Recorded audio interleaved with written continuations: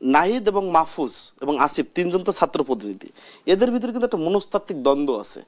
মাহফুজ এবং নাসিরউদ্দিন শাহ পাটোয়ারি তাদের একটা পার্ট আছে, আমরা যদি দেখি নাহিদ, আক্তার, আসিফ তাদের একটা পার্ট আছে। এদের ভিতরে মূল ডিভাইডেশন, নাহিদ যেহেতু সে কনভেনার হবে, আর সদস্য সচিবটা দাবি ছিল যে মাহফুজদের বলয় থেকে নেওয়ার জন্য, কিন্তু নাহিদ এবং আসিফদের দাবি হলো না আক্তারকে নেওয়া হোক। এই জায়গায় মূল ডিভাইডেশনটা, এই ডিভাইডেশনের মাত্রাটা কিন্তু তার আগেও ছিল, এখনো বিদ্যমান। এখন যে প্রশ্ন জায়গাটা আসছে যে ছাত্ররা কিন্তু তাদের, এবং আমাদের প্রধান উপদেষ্টা কিন্তু নিজে বলেছেন যে ছাত্ররা ওনাকে রিকোয়েস্ট করেছেন, উনি প্রধান উপদেষ্টার দায়িত্ব নিয়েছেন। তার মানে প্রকৃতি কিন্তু ক্ষমতায় দৃশ্যমান কিন্তু ছাত্ররা।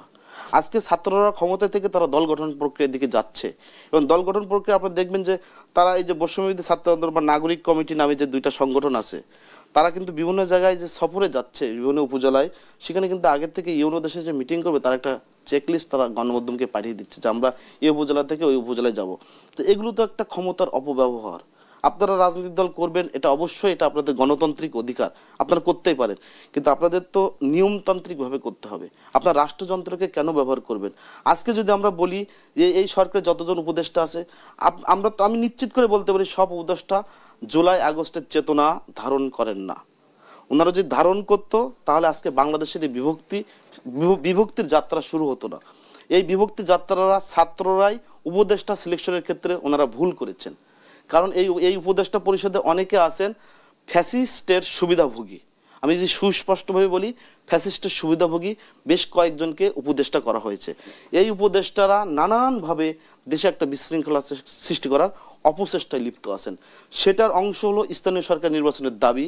তা এখন বলা হচ্ছে, আবার দেখবেন এরপর আরেকটা দাবি বলবে যে আওয়ামী লীগের গণহত্যার বিচার কার্যক্রম শেষ না করলে ইলেকশন হবে না। হ্যাঁ, দাবি উঠেছে।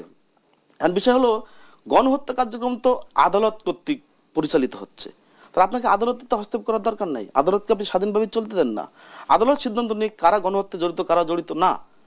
এখন এই বিচার কার্যক্রম তো 1 বছর 2 বছর 5 বছরও চলতে পারে, কিন্তু এটার জন্য আমার নির্বাচনকে আটকে থাকবে?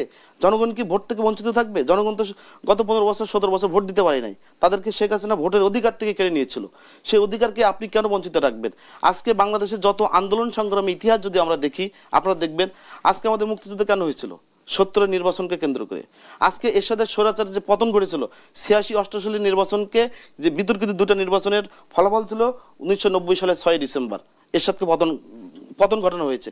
আমরা শেখ হাসিনার পতন যদি দেখি 14, 18, 24-এর 3টা বিতর্কিত নির্বাচন।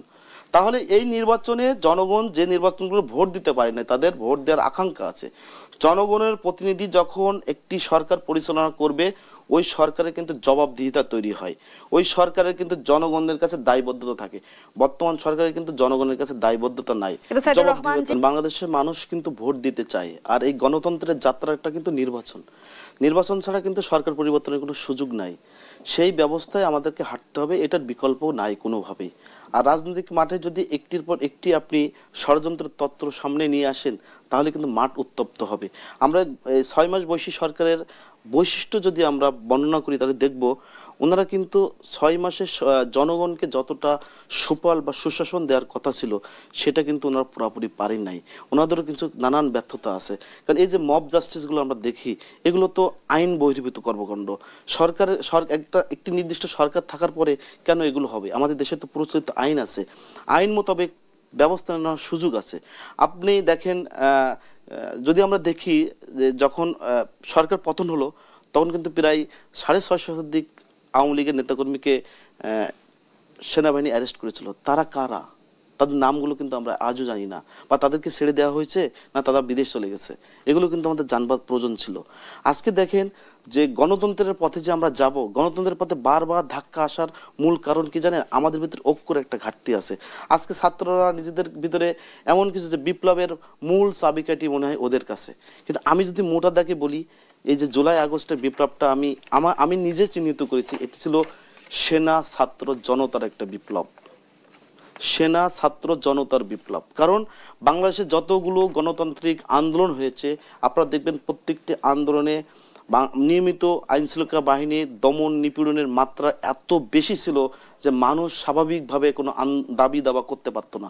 এবারের আন্দোলনের আমি বিশ্লেষণ করে দেখেছি যে সেনাবাহিনীর থেকে বিশেষ করে মিড লেভেল বা জুনিয়র স্টেজ থেকে যে পরিমাণ সাপোর্ট ছিল যে না তোমরা মাঠে থাকো, আমাদেরকেও মেসেজ দেওয়া হয়েছে গণমাধ্যম কর্মীদেরকে যে পুলিশ তোমাদেরকে অ্যাটাক করবে, কিন্তু সেনাবাহিনী থেকে বলা হয়েছে না তোমরা মাঠে থাকো। সেই মাঠে কিন্তু ছাত্ররা ছিল, জনতা ছিল। তার মানে সেনা ছাত্র জনতার বিপ্লবে ফ্যাসিস্টকে আমরা পতন ঘটিয়েছি। আমাদের এখন দরকার নির্বাচনী যাত্রা, গণতন্ত্রের যাত্রা। এই যাত্রাটা যত বিলম্বিত হবে তত কিন্তু ফ্যাসিবাদ পুনর্বাসন হবে, যেটি কিন্তু আমরা কখনো চাই না। আমরা কিন্তু অনেক কষ্ট করে, অনেক সংগ্রাম করে ফ্যাসিবাদকে হটিয়েছি নতুন কোনো ফ্যাসিবাদকে আনার জন্য নয়। আমাদেরকে যত দ্রুত আমরা গণতন্ত্রের পথে যেতে চাই তত দ্রুত আমাদের নির্বাচনের পথে হাঁটতে হবে। সেক্ষেত্রে আমি সুনির্দিষ্টভাবে বলবো সরকারের উচিত এই মুহূর্তে দ্রুত একটি রোডম্যাপ ঘোষণা করা, যে আমার নির্বাচনটি এই তারিখে আমি করব, ইলেকশন কমিশন এই তারিখে বসবে রাজনৈতিক দলগুলোর সাথে, তারা একটা রূপরেখা মোতাবেক যখন আপনি একটা নির্বাচনী রোডম্যাপ দিবেন, আপনি দেখবেন বাংলাদেশের রাজনৈতিক দলগুলো নির্বাচনী ট্রেনে উঠে যাবে। এবং যখনই নির্বাচনী ট্রেনে সবাই উঠবে তখন কিন্তু জনগণের ভিতরে একটা উৎসাহ উদ্দীপনা তৈরি হবে, যে জনগণ গত 15 বছর ভোট দিতে পারে নাই, ওনারা ভোটের জন্য প্রস্তুত করবে নিজেদেরকে। এবং তখনই কিন্তু এই নির্বাচন ছাড়া বাংলাদেশে কোনো গণতন্ত্র কখনোই আসবে না, আসার সুযোগও নাই। অতএব নির্বাচনের বিকল্প এই মুহূর্তে আমি আর দেখি না কোনোভাবেই। ধন্যবাদ জানাচ্ছি সাইদুর রহমান। সুলতান মাহমুদ, সুনির্দিষ্ট রোডম্যাপ ঘোষণা করলে কি সংকটের সমাধান হবে কিনা? আমি আরেকটি বক্তব্য যুক্ত করতে চাই। বিএনপি স্থায়ী কমিটির সদস্য গয়েশ্বর চন্দ্র রায় সরকারকে উদ্দেশ্য করে বলেছেন, হুঁশিয়ারি এই কারণে বলবো যে আমি একটু আগে যেটি বলছিলাম যে দেখেন সরকারের ভেতরে আরেকটি সরকার কাজ করছে। তারা কারা? তারা যারা নিজেদেরকে এই জুলাই বিপ্লবের সকল কৃতিত্ব যারা নিজেদের কাঁধে তুলে নিতে চেয়েছে, তারা এখন তাদের ঘাড়ে অন্য কোনো শক্তি, আমি শুরুতে যেটি বলেছিলাম দূরভিসন্ধিমূলক, যারা বাংলাদেশের রাজনীতিকে, বাংলাদেশের জনগণের আশা আকাঙ্ক্ষা বা স্বপ্নকে যারা ভুলুণ্ঠিত করতে চায়, সেই মহল এই যারা কৃতিত্বের সকল কৃতিত্ব এককভাবে নিজেদের ঘাড়ে নিয়ে নিতে চায় তাদেরকে ব্যবহার করছে কিনা, সেই জায়গাটিতে আমাদের ভাবনার বিষয় আছে। কারণ যারা এককভাবে এই কৃতিত্ব নিতে চাইছে তারা অতীতে কখনো রাজনীতি করে নাই, অতীতে কখনো রাজনীতির সাথে ছিল না, মানে মোটা দাগে কোনো রাজনীতি করে নাই। ছাত্র রাজনীতিতে বর্ণচরার মতো হয়তো থেকেছে কখনো কখনো, নানান কৌশল খোলস পাল্টেছে বিভিন্ন সময়, কিন্তু দেশের রাজনীতি, দেশের গণতন্ত্র, দেশের মানুষের অধিকার নিশ্চিত করবার যে জায়গা সেটিতে তারা কখনো ছিল না। অতএব তাদের কোনো অভিজ্ঞতা নাই, না আছে রাজনীতিক বড় কোনো অভিজ্ঞতা, না আছে সরকার চালানোর কোনো অভিজ্ঞতা। তো তারা সেখানটাতে আমার কাছে মনে হয় যে অনভিজ্ঞতার পরিচয় বিভিন্ন ক্ষেত্রে তারা দিচ্ছেন। তো সেই প্রেক্ষাপটে বিএনপির মতো একটি গণমুখী রাজনৈতিক দল হিসেবে তারা তো চাইবেই যে মানুষের যে ভোটাধিকার। একটি ভিন্ন প্রসঙ্গে আপনার কাছে প্রশ্ন নিয়ে আসতে চাই। যেমনটি সাইদুর রহমান কিছুক্ষণ আগে বলছিল যে সেনানিবাসে আশ্রয় নেওয়া 626 জন কারা ছিল, তারা কোথায় আছে, তাদের অবস্থান কি? তাদের কাছে তাদেরকে বিভিন্ন মহল থেকে তাদেরকে সরকার, রাষ্ট্রের একটি বড় আইন শৃঙ্খলা রক্ষা বা দেশের স্বাধীনতা সার্বভৌমত্ব রক্ষার যাদের কাঁধে দায়িত্ব তাদের হাতে হস্তান্তর করা হয়েছে আমরা শুনেছি। এটি তো দেখা যায়নি, আমরা শুনেছি। তারা কোথায়? এবং যাদেরকে আমরা যাদের নাম শুনেছি তারা পতিত সরকারের সব ক্ষমতাবান